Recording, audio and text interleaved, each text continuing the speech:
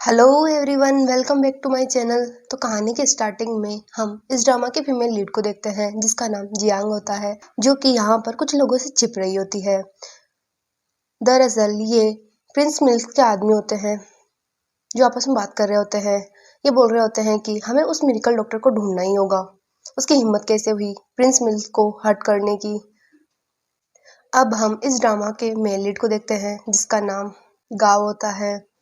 गांव के पास उसका सेक्रेटरी जिमी होता है जो उसे बोल रहा होता है, आपको चाइना आए हुए कुछ ही टाइम हुआ है और ग्रांड चाहती है कि आप शादी कर लें, पर इसका मतलब ये नहीं है कि आप उस लड़के से शादी करें जिससे आप सिर्फ 2 महीनों से ऑनलाइन गेम के थ्रू डेट कर रहे हो। तो गांव कहता है, हालांकि हम दोनों एक दूसरे को 2 महीनों से ऑनलाइन डेट कर रहे हैं, लेकिन मैं उसे 2 साल से जानता हूँ। अब हमें 2 साल पहले का सीन दिखाया जाता है जिसमें गांव की कंपनी ने एक गेम बनाया होता है, लेकिन उस गेम में काफी प्रॉब्लम हो रही होती है। गांव की कंपनी के मेंबर्स उसे ठीक नहीं कर पा रहे होते हैं, जिससे प्लेयर्स काफी परेशान हो रहे होते हैं। तो गांव उन पर काफी गुस्सा हो रहा होता है। तभी हमारी जियांग भी उन्हें मैसेज करती है। वो कहती है, ये गेम बहुत ही बकवास है, इसे खेलकर मेरी सिस्टर का मूड खराब हो जाता है। अगर आप इसे ठीक नहीं कर पा रहे हैं तो मैं इसका सोल्यूशन भेज रही हूँ, इसे ठीक कर लेना। अब सीन प्रेजेंट में आता है। गांव जिमी से कहता है, उसने तब मेरी फ्री में मदद की थी, वो एक बहुत ही अच्छी लड़की है। अब मैं चाइना आ गया हूँ तो मैं उसे प्रपोज करने वाला हूँ, लेकिन अगर वो मेरे पैरों की वजह से मुझे मना करती है तो मैं उसे फोर्स नहीं करूंगा। तो जिमी गांव की काफी तारीफ करने लगता है। वो कहता है, तुम्हें कोई लड़की कैसे मना कर सकती है, तुम बीजिंग के सबसे अमीर आदमियों में से एक हो, तुम्हारे पीछे तो लड़कियां लाइन लगा के खड़ी होती है, तुम्हें कोई कैसे ही मना कर सकता है। उसकी बातों से परेशान होकर गांव से बाहर जाने के लिए बोलता है। अब हम जियांग को देखते हैं जो कि यहाँ पर एक रेस्टोरेंट में आई होती है और बोल रही होती है, मैंने तो प्रिंस मिल को बिल्कुल ठीक कर दिया था, लेकिन अब जब वो कोमा में चले गए हैं तो उसमें मेरी क्या गलती है। दरअसल जियांग यहाँ पर एक लड़के से मिलने के लिए आई होती है जिससे उसकी एंगेजमेंट बचपन में ही करा दी गई थी, लेकिन उसके पास टाइम नहीं होने की वजह से वो क्लॉथ चेंज नहीं कर पाती है और ऐसे ही आ जाती है। वो गाँव के पीछे जाके बैठती है क्योंकि गाँव भी अपनी ऑनलाइन डेट से मिलने के लिए आया होता है। तभी वहाँ पर एक लड़की आती है। वो गाँव से कहती है, क्या तुम ही गाँव हो? तो गाँव से कहता है, क्या तुम ही लुआवला हो? वो बैठ जाती है और सोचती है ये तो एक डिसेबल पर्सन है। तभी जियांग से भी एक लड़का मिलने के लिए आया होता है। जियांग उसे कहती है, मैं जियांग हूँ, मेरी एंगेजमेंट तुमसे बचपन में ही करा दी गई थी।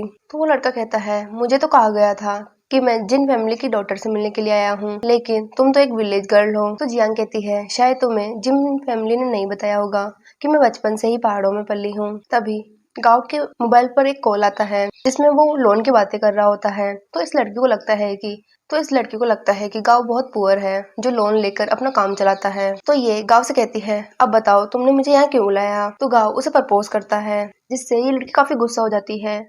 इधर ये लड़का जियांग से कहता है, तुम बहुत ही अगली और वल्गर हो, हम दोनों को कुछ नहीं हो सकता है। तो जियांग भी से कहती है कि मुझे भी तुम कोई खास पसंद नहीं हो। और गाँव इस लड़की से कहता है कि मैं तुमसे शादी करना चाहता हूँ, जिस पर ये लड़की काफी गुस्सा हो जाती है। ये कहती है, मैं तुम जैसे पुअर और डिसेबल पर्सन से शादी कैसे कर सकती हूँ, तुमने ये सोचा भी कैसे।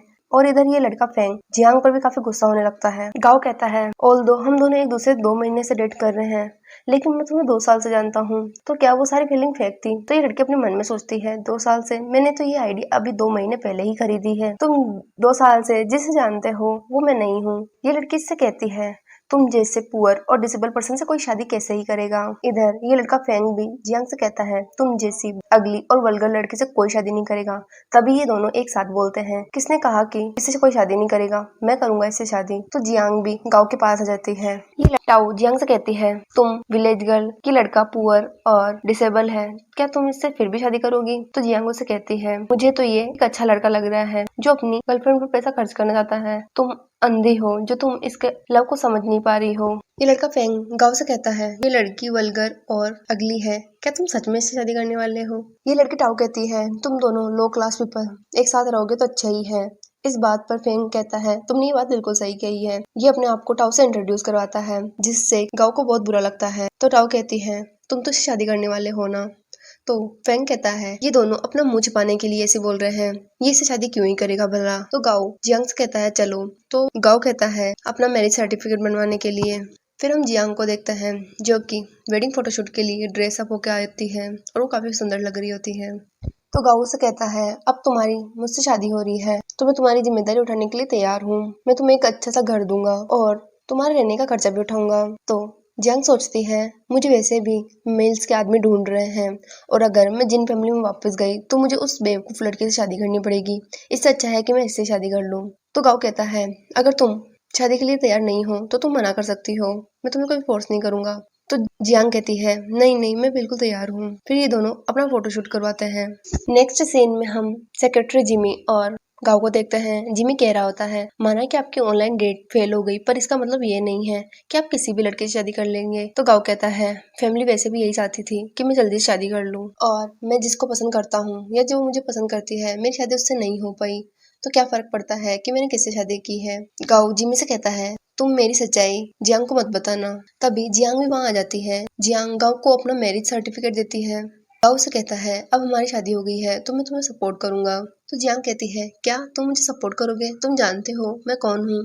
फिर जियांग अपने मन में सोचती है ये तो एक नॉर्मल पर्सन है, अगर इसको मैंने अपनी सच्चाई बताई तो वो लोग इसे भी परेशान कर सकते हैं। तो जियांग बात को टालते हुए कहती है अब हमारी शादी हो गई है तो मैं खुद मेहनत करके तुम्हें सपोर्ट करूंगी। तो गाँव हंसकर कहता है क्या तुम मुझे सपोर्ट करोगी, तुम एक दिन का कितना कमाती हो। फिर दोनों हंसकर अपने न्यू हाउस में चले जाते हैं। गाँव कहता है तुम्हें ये घर कैसा लगा। जियांग कहती है अच्छा है लेकिन मैं पहले कभी इतने कोजी घर में नहीं रही हूँ। बात को टालते हुए कहती है दरअसल मैं पहले माउंटेन्स पर रहती थी ना, तो माउंटेन्स तो बहुत बड़े होते हैं, मैं कहीं पर भी रह सकती थी, कुछ भी खा सकती थी और वहाँ पर पानी भी बहुत अच्छे से अवेलेबल होता है। फिर जियांग अपने मन में सोचती है मेरा माउंटेन्स पर एक लग्जूरियस हाउस है।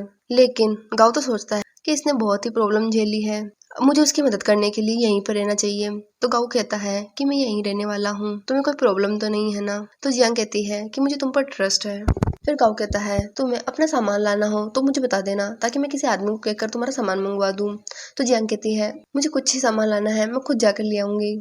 फिर जियांग कंबल लाती है और गाँव को देती है। वो कहती है बाहर बहुत ठंड है, तुम्हें ठंड लग जाएगी। फिर वहां से चली जाती है। तभी जिमी अंदर आता है और कहता है बॉस ये पहली बार है कि आप लुआउस के अलावा किसी और लड़के से इतने जेंटल तरीके से बात कर रहे हो। तभी गाँव के पास एक कॉल आता है जिसमें उसके अंकल उसे बताते हैं कि डेजी बीड्स का ऑक्शन चल रहा है, उस बीज से सारी बीमारियां ठीक हो जाती है, क्या पता तुम्हारे पैरों की बीमारी भी ठीक हो जाए। तो गाँव से कहता है मैं आ रहा हूँ। तभी जिमी कहता है लेकिन ग्रैंड माँ तो चाहती है कि वो आपकी वाइफ से मिले। तो गाँव कहता है ये इम्पोर्टेंट नहीं है, पहले मुझे डेजी बीड्स के ऑक्शन में जाना होगा। इधर हम देखते हैं जियांग लिफ्ट के पास खड़ी होती है। तभी एक लड़का आता है और उसे डरा देता है। दरअसल ये जियांग का ही दोस्त होता है। ये जियांग से कहता है मैंने अपने आदमी लगा दिए हैं, वो जल्दी ही तुम्हें बेकसूर साबित कर देंगे।